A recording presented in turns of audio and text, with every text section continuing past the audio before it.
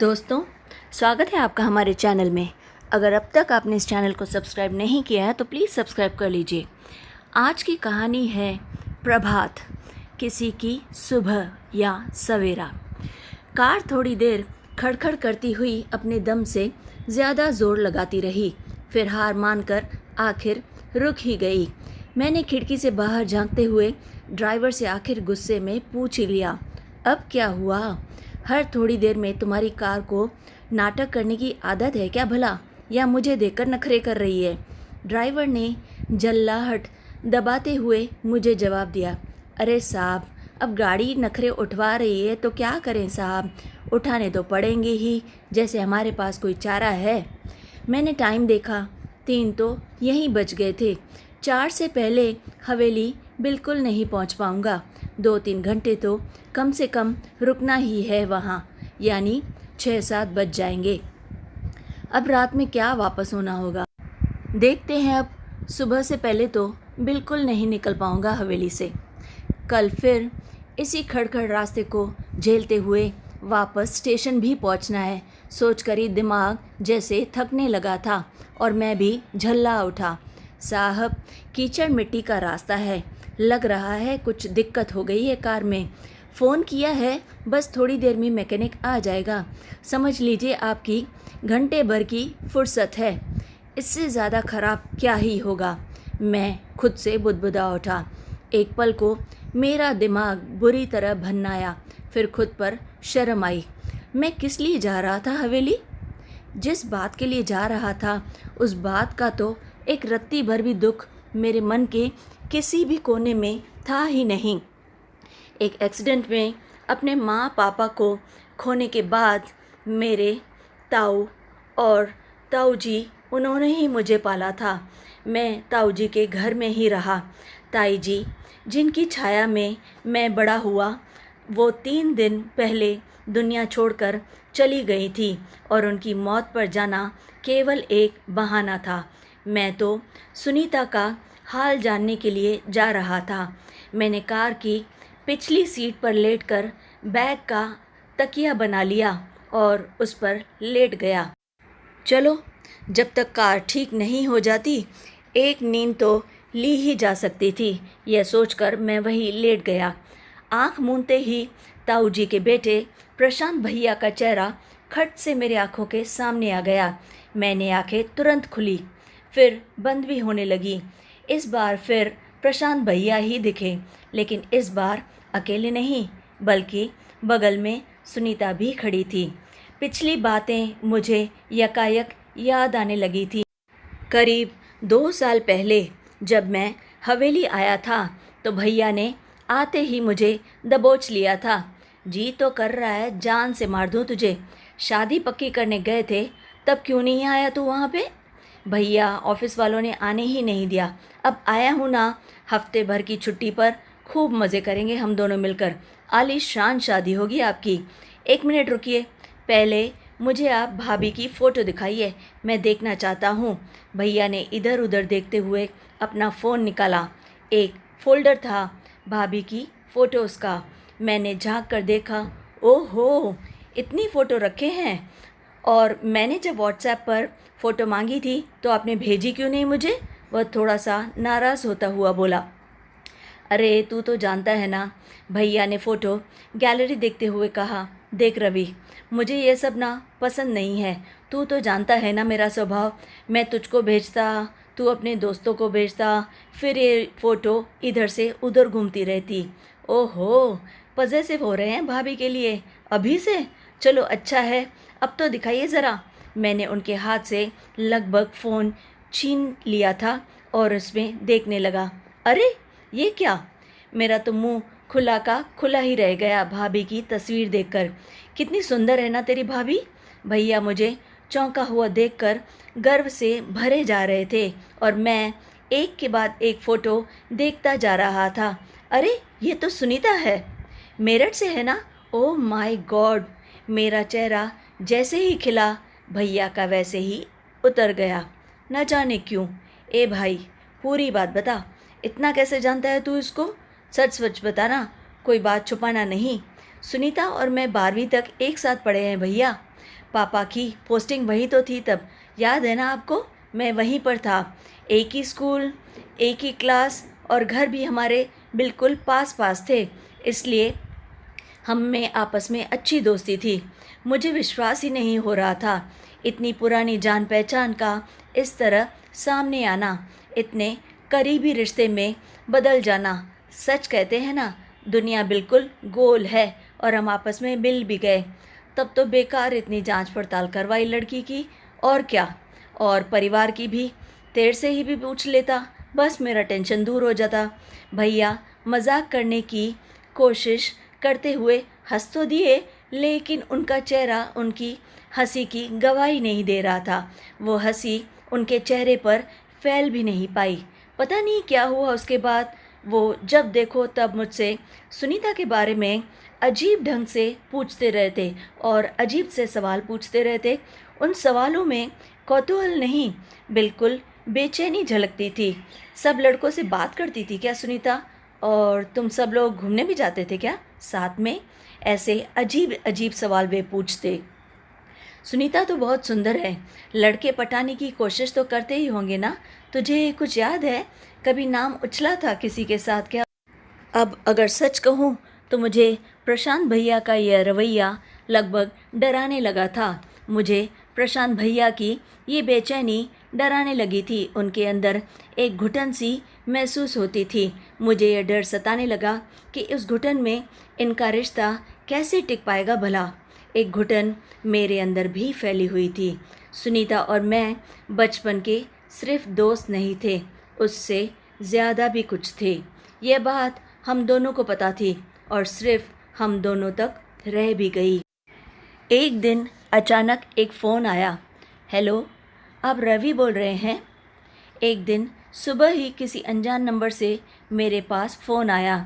जी, आप कौन? मैं सुनीता, आपकी भाभी।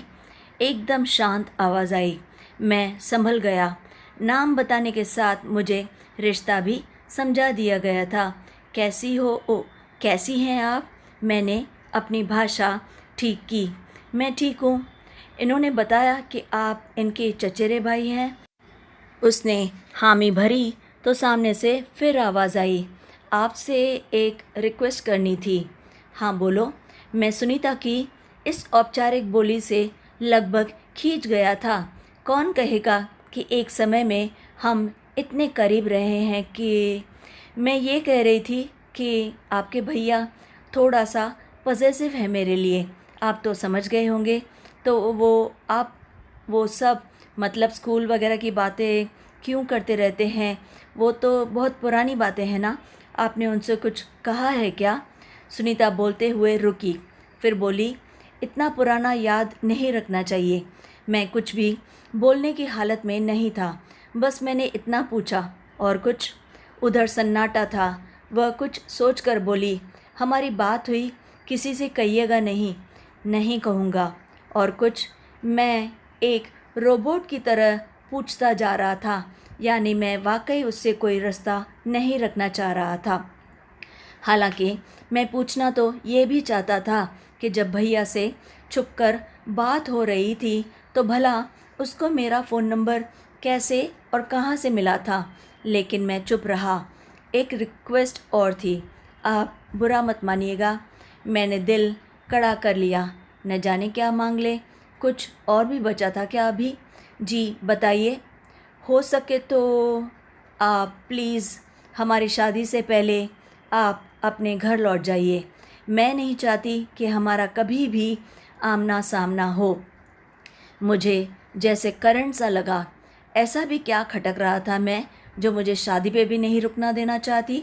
हालांकि मैंने उसको आश्वस्त करके फ़ोन रख दिया था, लेकिन कुछ था जो मुझे बेहद अजीब सा लग रहा था और बहुत ही बुरी तरह। वह ऐसे कैसे व्यवहार कर सकती है मेरे साथ? शायद मुझे ये शादी ही पूरी की पूरी अजीब लग रही थी। सुनीता और भैया का कोई मेल नहीं था। वो एक बहुत ही पढ़ी लिखी, खुले विचारों वाली लड़की थी और भैया, भैया क्या क्या कहना, फर्जी डिग्री लादे हुए, संकुचित विचारधारा के माहौल में पले हुए, अमीर घर के बिगड़ैल लड़के। थोड़ी बहुत जांच पड़ताल अगर कर लेते तो उन्हें पता चल जाता। अब तो ऐसा लग रहा था कि जैसे किसी बिचौलिए रिश्तेदार ने आधी अधूरी सूचना देकर रिश्ता ज़बरदस्ती तय करा दिया था, या फिर ऐसा होगा कि ताऊ जी के नाम पे प्रशांत भैया का रिश्ता तय हो गया होगा। प्रशांत भैया के वैभव पर और सुनीता उनकी हीरो जैसी शक्ल और कदकाठी पर मोहित होकर तैयार हो गई होगी शायद। बाकी का काम फर्जी डिग्रियों ने कर ही दिया होगा। पता है सुनीता, जब देखो तब बस पढ़ाई लिखाई की बात करती रहती है। अब उसको क्या बताऊं, मेरे पास तो सारे बीए एमए घर बैठे हुए हैं। भैया जैसे बात को सीना ठोक कर बताते थे, वही बात मेरे दिल में लगातार धुक धुक करने लगी थी। मैं सुनीता के लिए खासा परेशान था। एक बार शादी होकर आएगी ना, तब उसे पता चलेगा और खुद देख लेगी। इतनी तो गिनती उसने सीखी भी नहीं होगी कि हमारी दौलत गिन पाए। नौकर, पैसा, ज़मीन, जट्टा, यह सब देखकर बिल्कुल बौरा जाएगी तेरी भाभी। भैया ने भविष्यवाणी कर दी थी उस दिन तो। सुनीता सच में बौरा गई थी, ऐसा मुझे लगता है। शादी के ठीक चौथे दिन बाद वो जो मैके गई तो वापस नहीं आई। मैं तो ऑफिस का बहाना बनाकर ठीक शादी से एक दिन पहले उस हवेली से खिसक गया था और वापस दिल्ली आ गया था। परिवार वालों से खबरें लगातार मिलती रहीं। सुनीता किसी भी कीमत पर ससुराल वापस आने को तैयार नहीं थी। उसने सबका व्यवहार देख लिया था और समझ भी गई थी कि वह जाहिलों के बीच ब्याही गई थी। फिर करीब महीने भर बाद एक दिन अचानक सुनीता मायके से ससुराल वापस आ गई। भैया का हंसते हुए फ़ोन आया था। अरे बधाई हो, चाचा बनने वाला है तू। हवेली की ये गुत्थी कभी उलझती और कभी सुलझती। कभी खबर मिलती सुनीता ने फिर से लड़ाई की और मर जाने की धमकी दी है, और कभी फिर कुछ और सुनाई देता और पता चलता कि सब ठीक हो गया है और वह यहीं हवेली पर रहती है। हवेली एक घर न रहकर जैसे रिश्तों का अस्पताल हो चुकी थी, जहाँ सारे रिश्ते बीमार थे। बेवकूफ़ औरत है, ध्यान नहीं रखा अपना। भैया की आवाज़ दुख की बजाय गुस्से से भरी हुई थी। बच्चा दुनिया में आने से पहले ही अलविदा बोल गया था। अब हम फिर से बच्चे के लिए तरस रहे हैं। सब ने सुनीता को ही दोषी ठहराया था। बवाल एक बार फिर जोर पर था। इन सब में मेरी भूमिका एक मूक दर्शक से ज़्यादा कुछ भी नहीं थी। बस मैं तो यह सब होते देख और सुन सकता था, कुछ कर भी नहीं सकता था। इसी बीच एक नई बात ने शोर मचाया।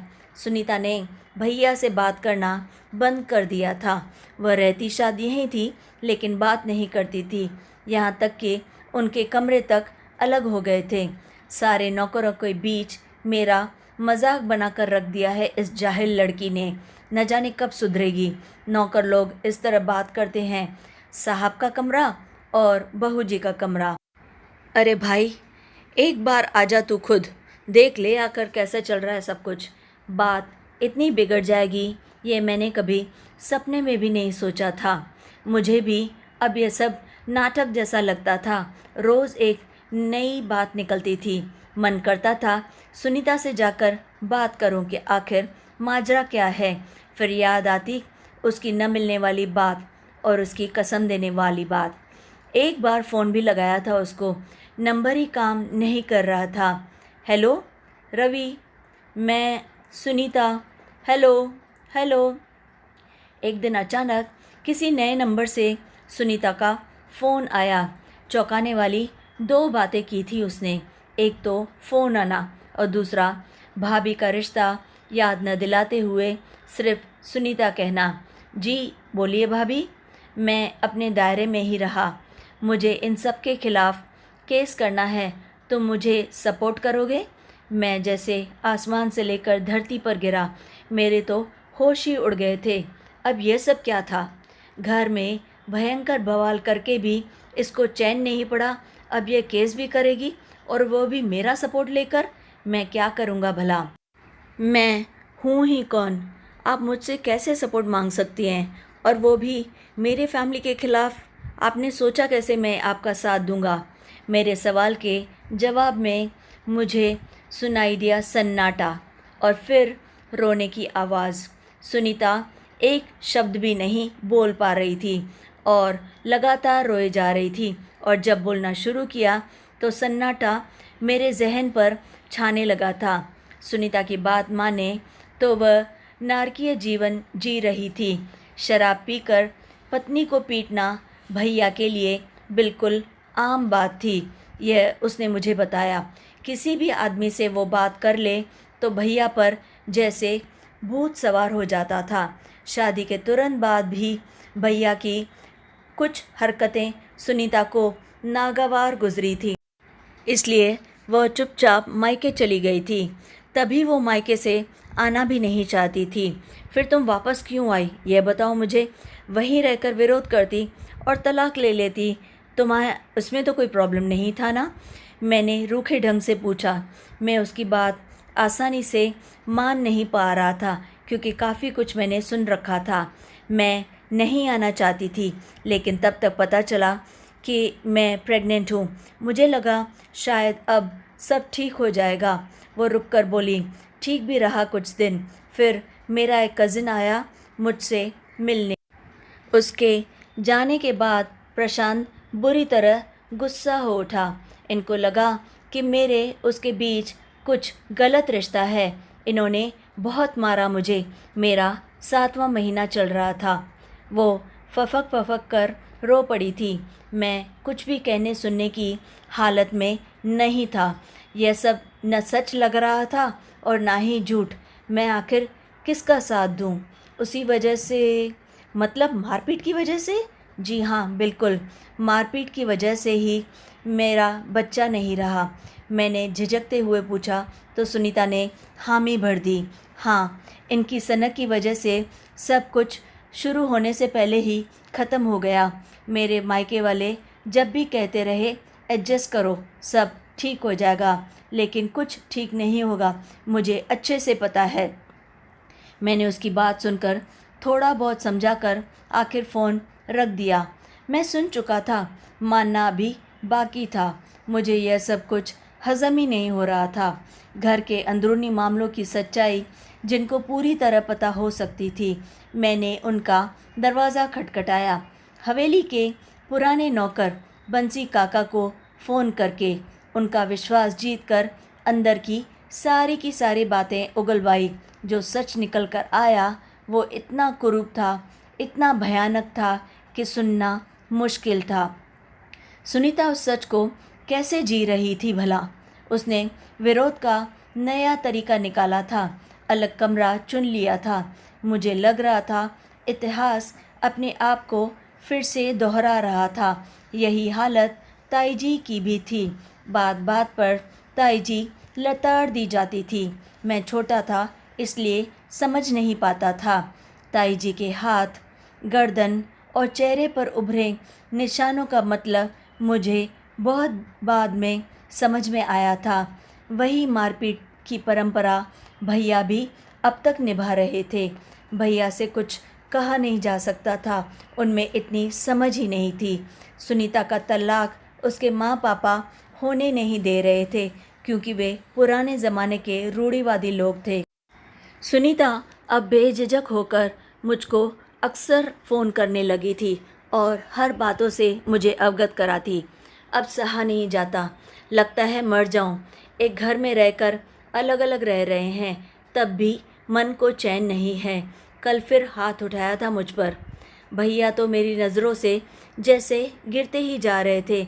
मुझे पता था सुनीता बिल्कुल सच बता रही है। ताऊ जी भी सम्मान पाने लायक नहीं रहे थे। ताई जी तो गूंगी गुड़िया ही थी, वह भी अनपढ़। उनके सामने घर में यह सब हो रहा था और वो चुप थी। साहब साहब, कार ठीक हो गई है। ड्राइवर मुझे तेज़ आवाज़ में बुलाकर जगा रहा था। जैसे तैसे आंखें खोलकर मैं फ्लैशबैक से जैसे वर्तमान में बाहर आया था। कपड़े ठीक करके मुंह धोकर मैंने हुलिया ठीक किया और आधे घंटे के अंदर ही हवेली जा पहुंचा था।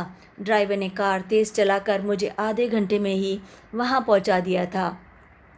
हवेली घर न लगकर भूतों का डेरा लग रही थी। पहली बार ऐसा हुआ था कि हवेली का फाटक खुलते ही ताई जी की बाहें मुझसे नहीं लिपटी। बड़े दिन लगा दिए रवि। ताई जी तुमको याद करती हुई चल बसी और चली गई। ताऊ जी सोफे पर निढाल हुए पड़े हुए थे। मुझे देखकर आंखों में नमी तैर गई। कितने दिन की छुट्टी पर आए हो बेटा? ताऊ जी कल सुबह ही चला जाऊंगा, ऑफिस में कुछ ज़रूरी काम है। भैया कहाँ हैं? ताऊ जी पता नहीं के अंदाज में कंधे उचकाकर फिर से सोफे में धंस गए, जैसे उन्हें दुनिया से कोई मतलब ही नहीं था। मैं बैग वहीं रखकर सीढ़ियाँ चढ़ता हुआ ऊपर आया। भैया के कमरे की ओर बढ़ा तो वहाँ घुप अंधेरा था। आगे ताई जी के कमरे में रोशनी थी। भैया, मैंने आवाज़ देते हुए दरवाज़ा ढकेला। भैया वहाँ नहीं थे। सामने थी ताई जी की फ़ोटो, फूल माला पहनी हुई और उनके बगल में बैठी बुत बनी हुई सुनीता। मुझे देखकर उसने सिर झुका लिया। भैया, भैया कहाँ हैं? मैंने पूछना चाहा। मैं हड़बड़ा गया था। इतने सालों बाद सुनीता को देखा, वो भी इस हाल में। शरीर ऐसा जैसे कंकाल को साड़ी पहना दी गई थी। चेहरे पर आंखें गड्ढों में धसी हुई और रंगत ऐसी जैसे शरीर से पूरा का पूरा खून निचोड़ लिया गया हो। सुनीता ने फ़ोटो देखते हुए कहा, मम्मी चली गई, अब कोई भी नहीं है इस हवेली में मेरा। मैं वहीं ड्योढ़ी पर बैठ गया था। थोड़ी देर बाद एक नौकर ने आकर बताया कि भैया 4 दिनों के लिए दोस्तों के साथ घूमने गए हुए थे। सब कुछ बिल्कुल स्पष्ट हो गया था। ताई जी को गए गिनती के दिन हुए थे और भैया का घूमना फिरना शुरू हो चुका था। सुनीता की हालत पूरी दास्तां बयां कर रही थी और बता रही थी कि जिस तरह अधमरी हालत में उम्र बिताकर ताई जी ने दिन गिने, वही अंत सुनीता का भी होना था। एक बार फिर मैंने सुनीता को ध्यान से देखा। साथ बिताए दिन, महीने, साल जैसे एक साथ आकर सामने खड़े हो गए। खाने के लिए नहीं पूछोगी? मैंने वही ड्योढ़ी पर बैठे हुए पूछा। वो चौंक कर उठ खड़ी हुई। हमारी नज़रें मिली। हज़ारों सवाल उठे और फिर चुप हो गए। बंसी काका मेरा खाना लाकर मेरे कमरे में ले आए थे। धीरे धीरे बोलते हुए उनकी जैसे आंखें टपकने लगीं। सब हमारी गलती है साहब, सब कुछ हमारी गलती है। हम ही गोली की बोतल लाकर दिए थे मालकिन को और उन्हीं की वजह से चुप हो गया। मतलब? खाना खाते हुए मेरे हाथ यकायक रुक गए। सारी गोलियां खा के हमेशा के लिए सो गई मालकिन। बहुत दुखी थी। वो फूट फूट कर रो पड़ा था। मेरे हाथ में पकड़ाने वाला थाली में ही छूट गया। ताई जी की मौत फूड पॉइजनिंग से हुई थी, ये झूठी बात थी? मैं हैरान होकर बंसी काका की तरफ देखने लगा। ताऊ जी ने अब तक उनका जीना इतना मुश्किल किया हुआ था, यानी सब ठीक हो जाएगा कहा जाना केवल एक झूठ है। कभी कुछ ठीक नहीं होता। एक डर और मुझ पर हावी हो गया था। इतिहास अपने को ऐसा लग रहा था जैसे दोहरा रहा था। जब भैया ताऊ जी के रास्ते पर चल रहे थे तो क्या सुनीता ताई जी के रास्ते पर नहीं जाएगी? बस यही होना बाकी है। रात तक मैं छत पर टहलता रहा और कुछ कुछ सोचता रहा। थोड़ी देर बाद मैंने सुनीता के कमरे की ओर रुख किया। मेरी एक बात मानोगी? सच बताना। बोलिए। तुरंत अपना सामान बांधो और निकल जाओ यहाँ से, कहीं भाग जाओ। सुनीता को तब तक कुछ भी समझ में नहीं आ रहा था ये मैं क्या बोल रहा था, जब तक मैंने बंसी काका का बताया वो सच उसके सामने लाकर नहीं रख दिया। वह बुरी तरह हैरान थी। ताई जी की तरह ही जी रही हो तुम, उन्हीं की तरह दुनिया से जाना भी चाहती हो क्या? सोच लो तुमको क्या करना है, अभी से सब डिसाइड कर लो। मैं सुबह निकल रहा हूँ और हाँ, एक बात और, इस बार मैं हूँ तुम्हारे साथ। सुनीता की आंखों में मैंने देखकर आखिरी 4 शब्द कहे और चुपचाप वापस अपने कमरे में लौट आया। पूरी रात ठीक से नींद नहीं आई। सुबह हल्की सी झपकी लगी तो शोर शराबे से आँख खुली। न जाने क्या हुआ, ताऊजी बुरी तरह से चीख रहे थे, प्रशांत को फ़ोन लगाओ, जल्दी से जल्दी प्रशांत को फ़ोन लगाओ, बोलो जहाँ है तुरंत आ जाए। यह देखो कालिक पोत गई। एक कागज़ हाथ में पकड़े हुए वे बुरी तरह कांप रहे थे। मैंने उनको एक जगह बिठाया और आंखें मलते हुए वो कागज़ पढ़ना शुरू किया था। वह खत था जो सुनीता ने प्रशांत के नाम से लिखा था। प्रशांत, मैं जा रही हूँ, सब कुछ हमेशा हमेशा के लिए छोड़कर, आपको, आपकी सनक और आपकी दौलत को छोड़कर। मुझे ढूंढिएगा नहीं, तलाक के कागज़ जल्दी ही मिल जाएंगे आपको। सुनीता। मैं सन्न रह गया था। इतने बड़े कदम की इस हिम्मत की उम्मीद मुझे सुनीता से नहीं थी, जबकि मैं दिल से यही चाहता था और उसे यही करना था, तो इतने साल किस बात का इंतज़ार कर रही थी। बंसी काका ने मेरा कंधा थपथपाकर मुझे कमरे में आने को कहा। यह चिट्ठी आपके लिए दे गई है बहू जी। एक बंद लिफाफा थमाकर काका तेज़ी से चुपचाप बाहर निकल गए ताकि उन्हें कोई देख न सके। मैंने कमरे का दरवाज़ा अंदर से बंद किया और वो चिट्ठी पढ़नी शुरू की जो सुनीता ने मेरे नाम लिखी थी। रवि, मैं जा रही हूँ अकेले, अपनी बची खुची हिम्मत बटोर कर। तुम्हारे सवाल ने मुझे रात भर सोने नहीं दिया। जवाब ये है कि न मुझे मम्मी की तरह जीना है और ना ही उन्हीं की तरह इस तरह दुनिया से जाना है।